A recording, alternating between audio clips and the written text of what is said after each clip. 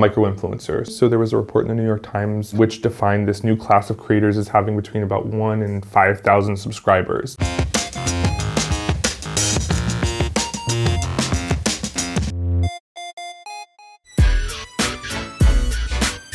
Influencer marketing right now, one of the biggest trends we're noticing is that subtlety is not really the way to go. It used to be that brands wanted to sort of seamlessly integrate their product in a really subtle way that maybe viewers wouldn't notice, but that's sort of out the window. I think viewers are really smart and they'd prefer that their creators are just upfront about their business deals, and oftentimes they're really sort of proud and happy when their creators get sponsorships. So one of the most notable ads this year was sort of this Steph Curry, Rudy Mancuso music video for Brita water filters. And it's a really just sort of like in your face, water bottles everywhere, music video. And it has, I think, over 10 million views on the platform. We're definitely seeing this rise of a new class of influencers. Last year, it was the micro-influencer. So there was a report in the New York Times which defined this new class of creators as having between about 1 and 5,000 subscribers.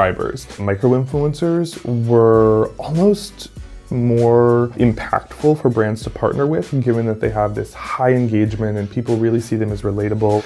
And a lot of times their friends would see hashtag ad or hashtag sponsored on their Instagram and be surprised that their friends was an influencer. So the great thing about nano influencers for brands is that they're a lot less expensive to work with. So a lot of times they're willing to work for a really small fee or even just free products. And they're really more likely to sort of toe the company line and really get the messaging that brands are wanting, because they're relatively new and relatively willing to sort of play the game at first. I think what sort of makes a collaboration between an influencer and a brand today really successful is being upfront about the collaboration. In the past, maybe it's been sort of preferable to be more subtle about integrating the brand into the video.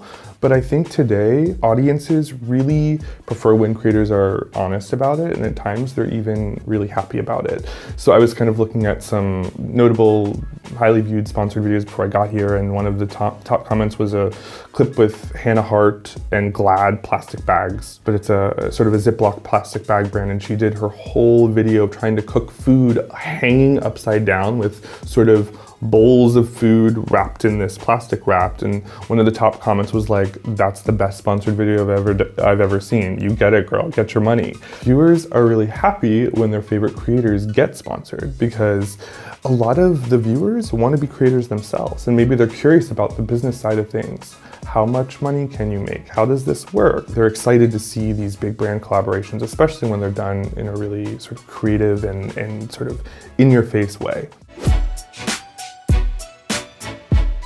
So the phenomenon of pets on social media is really, really fascinating and really actually lucrative for pet owners who have adorable dogs or cats that they want to dress up and sort of even integrate brands into different posts. And dogs or cats who have maybe 100,000 followers on Instagram can command about $15,000 for a grid post, and then a story post can get around maybe a couple $1,000s for a story. So that's a pretty cool deal. Interestingly, this year we've also seen the rise of plant influencers, maybe people who live in big cities who are wanting to surround themselves with nature. They're really getting into sort of gardening and urban gardening. There's been a lot of trendy accounts rising on Instagram that are building brands off showing off their beautiful plants and building communities and launching books and all sorts of things. So I'm curious to see where that'll go in 2019. That's it for this week's Video Circle. Please give us a subscribe below, and we'll see you next time.